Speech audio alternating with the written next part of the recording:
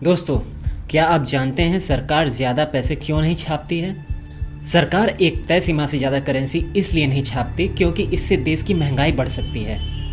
अगर ज़्यादा नोट छपेंगे तो इससे लोगों के पास ज़्यादा पैसा आ जाएगा। जब ज़्यादा पैसा आएगा तो उनकी ज़रूरतें भी बढ़ेंगी, इससे महंगाई बढ़ेगी।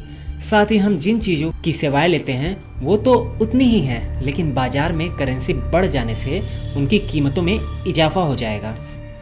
मतलब कोई देश जितना ज़्यादा करेंसी छापेगा वहाँ उतनी ही महंगाई बढ़ जाएगी।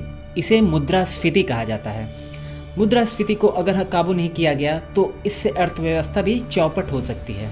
मान लीजिए सरकार ने खूब सारे पैसे छाप दिए और देश के हर नागरिक के पास लाखों रुपए की संपत्ति हो गई, लेकिन अब अगर आप बाजार में कोई चीज़ लेने जाएंगे जिसकी कीमत पहले 50 रुपये थी, अब दुकानदार उस चीज़ को 50 रुपये में क्यों बेचेगा?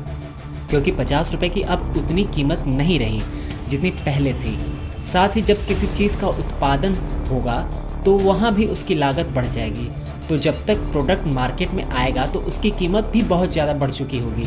मतलब अगर ज़्यादा करेंसी छपेगी तो फिर छोटी छोटी चीज़ों के दाम जो आज 5-10 रुपये के हैं वो ज़्यादा करेंसी छपने की स्थिति में सैकड़ों हज़ारों तक पहुँच जाएगी।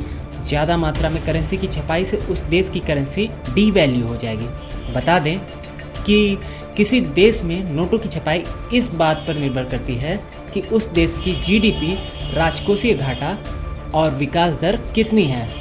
इन सभी बातों का ध्यान रखते हुए देश की सरकार और केंद्रीय बैंक इस बात का फैसला करते हैं कि कब तक और कितने नोट छापे जाने हैं।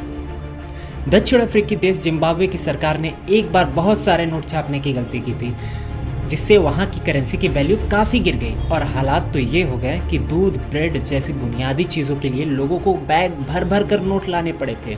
प्रथम विश्व युद्ध के दौरान जर्मनी ने भी इस गलती को किया और युद्ध के हालात के दौरान विदेशी मुद्रा को खरीदने के लिए ज़्यादा संख्या में करेंसी छाप दी। इसका असर ये हुआ कि जर्मनी की व्यवस्था बदहाली के दौर में पहुँच गई। कुछ समय पहले वेनेजुएला ने भी ऐसा किया। वहाँ भी हालात काफ़ी ख़राब हो गए। लोगों को रोज़मर्रा की ज़रूरतों को पूरा करने के लिए भी लाखों रुपए खर्च करने पड़ रहे थे।